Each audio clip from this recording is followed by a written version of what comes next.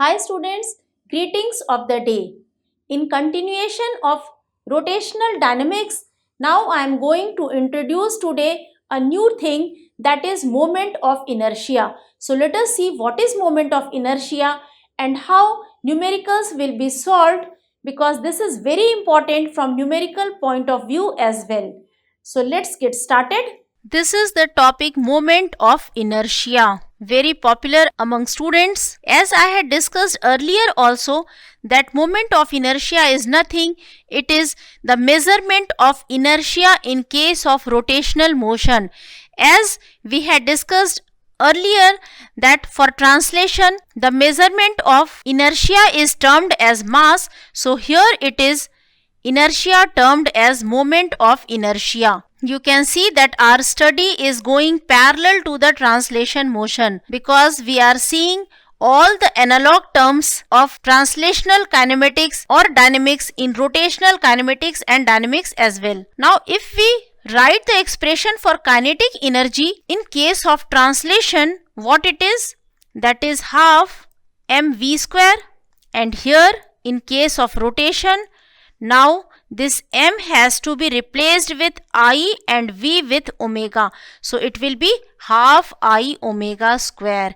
By now we can say that this moment of inertia is nothing, simply it is a replacement of mass in case of rotation when we have to consider the whole shape and size of the body.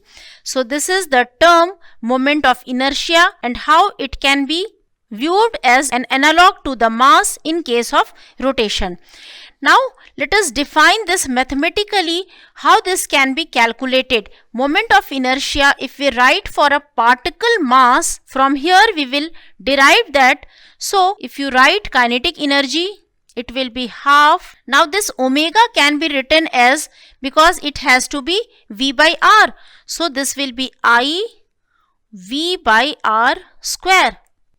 Now if you compare this with half mv square, then it will be equal to half I upon r square v square, and as it is equal to, again I am writing mv square, so now we can compare these two and will get I upon r square to be equal to m, implies that I can be written as mr square. Do remember that I have said earlier itself that this is only for a point mass. We cannot write or we cannot derive this for a body for which there is a definite shape to be considered, because this half mv square also we write only for a particle mass. So only for a particle mass we can derive it this way. So this is for a particle mass. Now we know mathematically how moment of inertia is written. It is written as mr square for a particle mass. Now we will see that for different shapes, if it is not a particle mass, how it can be derived. And as is the general trend, that if it is an extended body, we can write I as integration of di. And then of course if it is the extended body and this is axis of rotation, we have to consider a small element of the body that can be considered as a particle mass, and if its distance from here is r, we can write this to be equal to dm r square. So this is how it is written for an extended body. Its value will be different for different kinds of body. Now we will derive few of them and then we'll see how a general question can be solved with help of this basic definition, that is for an extended body it has to be equal to integration of dm r square, where dm is a small elemental mass and it should be integrated all over the body. One thing is very important, because this is rotation, so it is not that only we have to write moment of inertia. Moment of inertia of course we are defining, but since r term is coming here, so we must be having some reference point or some reference axis, which in this case is axis of rotation. So also while we are saying moment of inertia, one axis of rotation has to be specified, that about which axis we are writing its value. That's why moment of inertia is known as a tensor term. Till now we had discussed only two kinds of physical quantities, either it is a scalar or it is a vector. One more physical quantity can be there if it has no direction but its magnitude changes with the choice of axis, then it is known as tensor. And this is the kind of physical quantity that is moment of inertia. Its value depends on the rotation axis with respect to which we have to calculate the value. So this is a tensor quantity. If our system is such that so many particles are scattered all over the space and let this be the rotation axis, then of course we can write for each particle like this be R1, R2, R3, R4 and R5, their masses being M1, M2, M3, M4 and M5. Then if we have to write for this whole system moment of inertia, it has to be equal to summation of mi ri square, because we all know that integration has to be replaced by summation if it is for a discrete mass system. So you can apply any of the two depending on the given situation, whether it is a discrete mass system or a continuous mass system. After this, we are now in a position to derive moment of inertia for some regular shapes. So let us see how it can be done. The first I am considering if it is a uniform ring. So this I am writing for a uniform ring.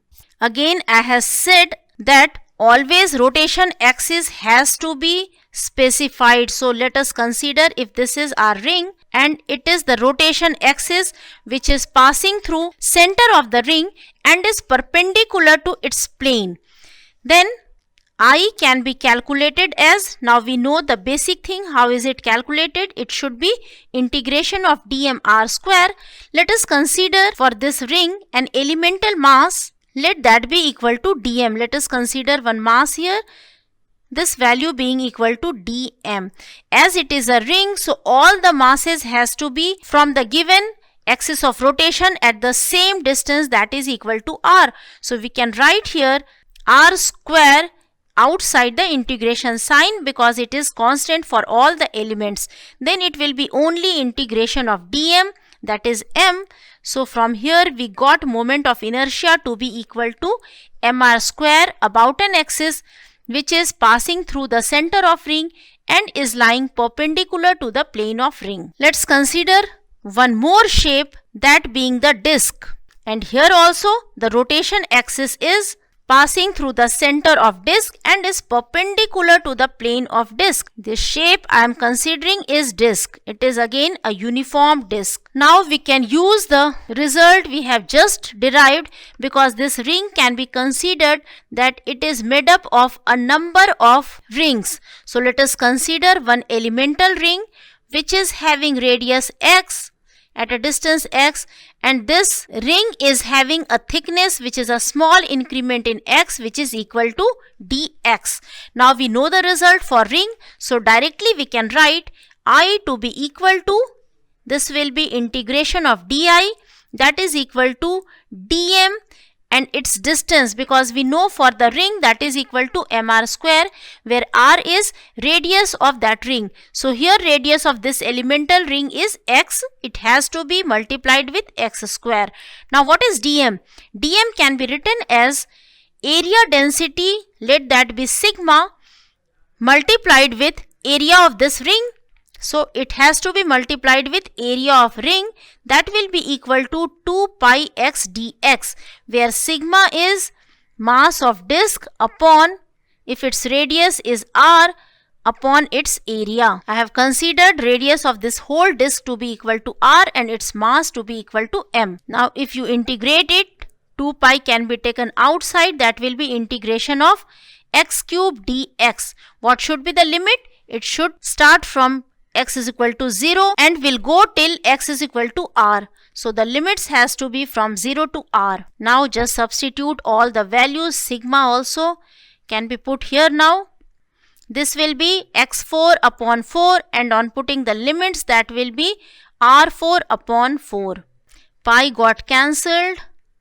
This r square got cancelled with r square, and we got our final result, that is equal to mr square by 2. Now one very interesting thing is there, because whatever be the kind of mass distribution of a disk, if the axis of rotation passes through its center and is perpendicular to the plane of disk, then if we assume another shape which also has this kind of mass distribution, that shape also will be having the same value of moment of inertia about that particular axis.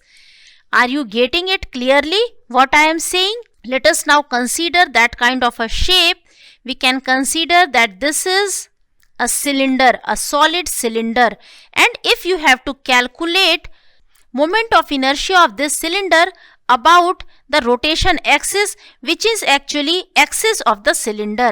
So directly we can apply result of moment of inertia of disk here, because this cylinder can be assumed as made up of a number of disks, and for a whole disk the result will be like this. The axis of cylinder for the elemental disks will be passing through the center and perpendicular to the plane of disk. So we can apply the same result as I to be equal to mr square. And we can say that if mass distribution is same for two shapes, moment of inertia will also be having the same value. One more very interesting thing has come up with this statement, because if there is any alteration in its shape, but if mass distribution is not changed, then moment of inertia also will not change. I will see this further in this session itself, but after derivation of some of the regular shapes, then I will come to this again. The next shape I am going to consider is a uniform rod, which is a rod having uniform mass density.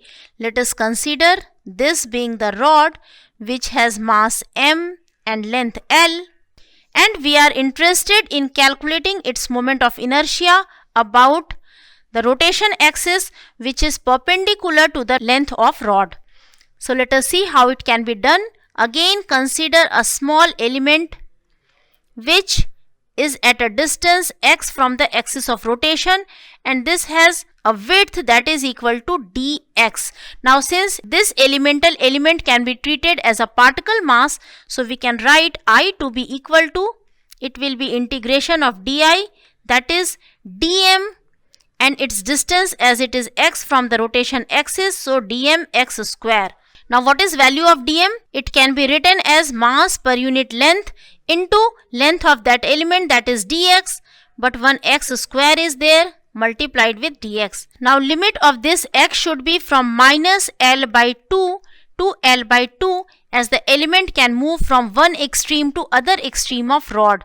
On solving this value, it will be m by L taken outside, x cube by 3, from minus L by 2 to plus L by 2. So this is m by 3L, L cube by 8 plus L cube by 8, that is equal to 2L cube by 8, which is L cube by 4, and so final result will be ml square upon 12. This is moment of inertia of a rod about an axis which is passing through its center and is perpendicular to the length of rod. Another shape what I am going to consider is a hollow sphere. Now we have to specify the rotation axis. Let that axis be diameter of the hollow sphere. Let us consider a hollow sphere for which we have to derive its moment of inertia about this rotation axis. Now let us consider an element ring, because we can assume that this hollow sphere is made up of a number of rings of varying radii. Its radius will vary from, at the center it will be equal to radius of this whole sphere, and then will come to 0 on both the ends. So if we consider this kind of ring, the axis which is the rotation axis for the ring will be an axis which is passing through its center and is perpendicular to the plane of ring, and we know what is the result for this kind of ring and this kind of rotation axis. I can be written as integration of di, that will be equal to r square dm, where r is radius of this particular elemental disk. Now dm we have to write as mass of the ring, so it can be written as mass per unit area, that is m upon 4 pi r square, since it is a hollow sphere, multiplied with mass of this ring, that will be equal to 2 pi r d theta. Let us consider this angle to be theta and its width, of course thickness, will be equal to r d theta, that I have considered here. So on solving, it will come out to be m upon 2r square small r and then r d theta. Now what is this small r? This is radius of this particular ring, and as you can see, it has to be equal to r sine theta. So if I substitute the value now, it will be m upon 2r square into r square sine theta d theta. This is how dm can be written for the elemental ring, and then we can get value of I from integration of this value we got as r square sine square theta, and then dm, that is m by 2 sine theta d theta. What should be the limit of theta? Because it may move from this point to this point, so it has to be from 0 to pi. Now on integrating, that will come out to be m by 2 r square taken outside. This will be integration of sine cube theta d theta within limits 0 to pi, which can be written as mr square by 2. It will be 1 minus cos square theta into sine theta d theta within the limits 0 to pi. Now it can be solved with the help of integration by substitution, and I am writing the result, that will be equal to 2 by 3 mr square. So this is moment of inertia of a hollow sphere. Of course, we can do this with assumption of a particle mass as well. But then if we consider a particle mass, it will be a little lengthy, because we have to involve 3 variables x, y and z, as it is a 3-dimensional figure. So it is always easy if we consider the elemental element as a shape for which we already know the result of moment of inertia, which is used here in this derivation. The next shape that I am going to consider is a solid sphere. So one more shape for which I am deriving is solid sphere. This time we know moment of inertia of a hollow sphere, and we can use that result. Let this be the rotation axis. We can now assume radius also being r and mass m. Now we can consider that this solid sphere is made up of a number of hollow spheres, so that this element can be considered as a hollow sphere which is having radius that is equal to r and thickness which is equal to dr. So we will directly use the result of moment of inertia for a hollow sphere. Let's see how it can be done. Di we have to write, as we know for a hollow sphere it has to be 2 by 3 mr square. So here it will be 2 by 3, but the mass is dm because it is an element, and then r square, which is radius of the considered hollow sphere. What is this mass now? This time we have to consider volume mass density. So it has to be mass per unit volume, which is 4 by 3 pi r cube for a solid sphere, and multiplying this with volume of this hollow sphere, which has to be area multiplied with thickness, which is 4 pi r square dr. This is the result of dm. Again it has to be multiplied with r square, which is r di. So I now we can write as, it will be equal to 2 by 3 into these 2 pi got cancelled, 4m upon 4. This 3 also will come here in numerator, and then it has to be integration of r to the power 4 dr. What should be the limit? It has to be from 0 to r. Now if we solve it, that will come out to be 2m, and this is r 5 by 5. Directly I have integrated and put the limits. So the result came out to be 2 by 5 mr square. Now I am going to derive moment of inertia for one more shape that is very common, and it is a hollow cone. So let us first consider a cone. Do remember, this is a hollow cone, and in the similar way we can derive even for a solid cone. So this is hollow cone. Let its radius be r and height be h. Right? Now this theta has to be constant for this whole cone. This time I am going to take an element which will be in the form of a ring. If it would have been a solid cone, then this element had been a disc. It is a ring in case of a hollow cone.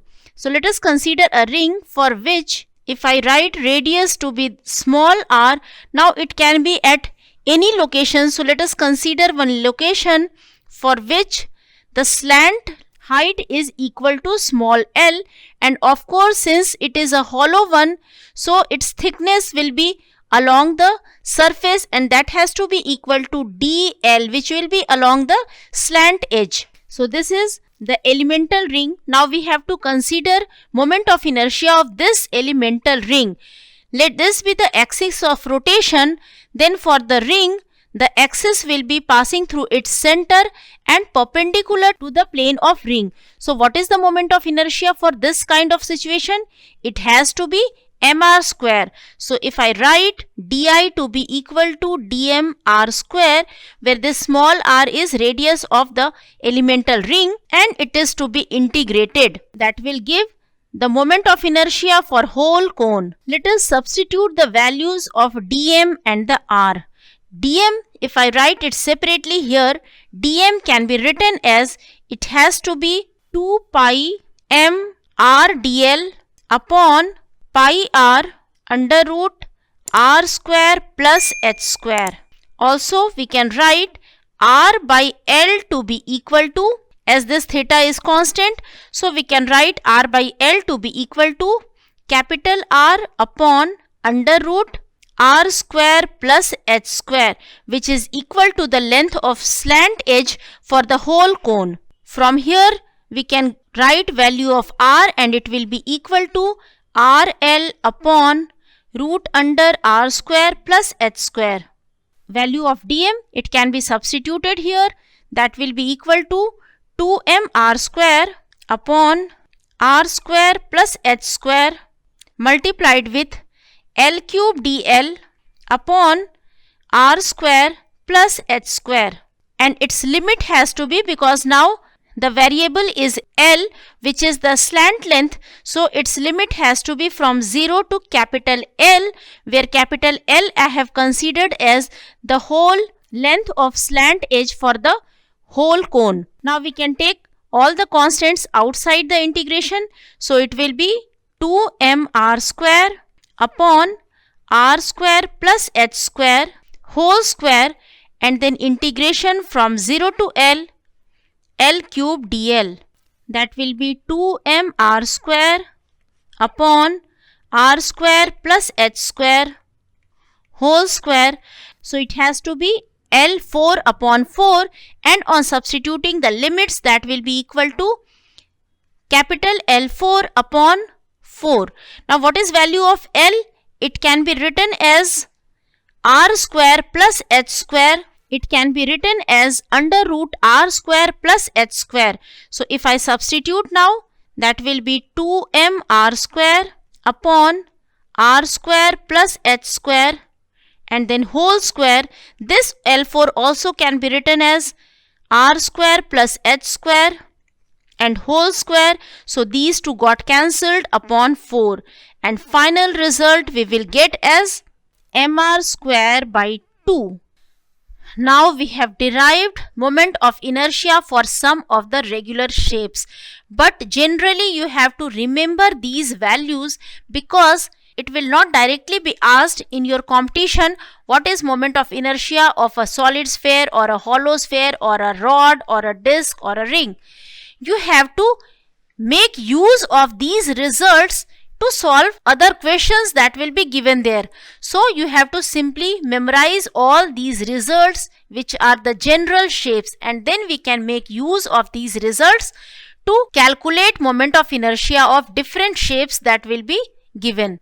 In the next session, I will do some of the problems where these results can be directly used. So let us look forward to the next session. We will actually solve some physical, numerical problems, and then we'll proceed further to discuss with different theorem based on moment of inertia and further to different topics in the chapter. Till then, bye.